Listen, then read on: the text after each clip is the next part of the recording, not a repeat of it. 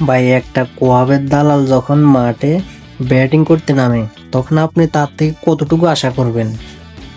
বলছি মোহাম্মদ মিথুনের কথা।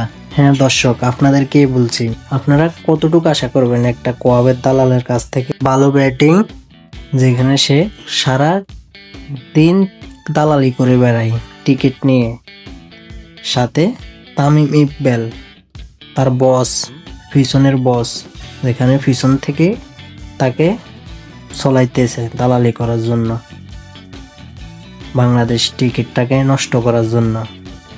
কারণ সে তো বাংলাদেশ টিকিট জাতীয় দলে জায়গা পায় না, সে চায় যে বাংলাদেশ টিকিট জাতীয় দলটাকে আরো নষ্ট করতে দালালি করে। এখানে একজন দালালকে ঢাকা ক্যাপিটালস অধিনায়কের দায়িত্ব দিছে, তাও ব্যাটিং লাইন আপ হিসেবে, ব্যাটিংয়ার হিসেবে। ওখানে প্লে অফে যাওয়ার গুরুত্বপূর্ণ ম্যাচ রংপুর রাইডার্সের সাথে, যেখানে ম্যাচ জিতলে প্লে অফের আশা বাঁচিয়ে থাকবে ঢাকা ক্যাপিটালসের। ওই দালাল মাঠে নেমে 29 বলে খেলেন মাত্র 25 রানের ইনিংস, যেখানে ঢাকা ক্যাপিটালসের পাহাড় পরিমাণ রান লাগে ম্যাচ জিতার জন্য।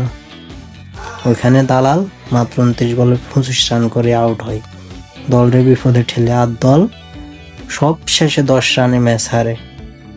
ভাই 10 রানে ম্যাচ হারে, তাও সাইফুদ্দিনের অতি দানবীয় ব্যাটিংয়ের কারণে এ পর্যন্ত যেতে পারে ঢাকা ক্যাপিটালস, নাহলে অনেক আগেই ম্যাচ হারতে হইতো বা।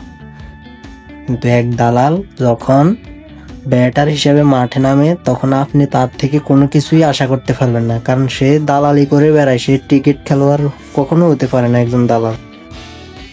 ভিডিওটা ভালো লাগলে সবাই লাইক কমেন্ট শেয়ার করে দিবেন। আর আপনি যদি আমার চ্যানেলে নতুন হয়ে থাকেন, চ্যানেলটা সাবস্ক্রাইব করে অবশ্যই পাশেই থাকবেন। আল্লাহ হাফেজ।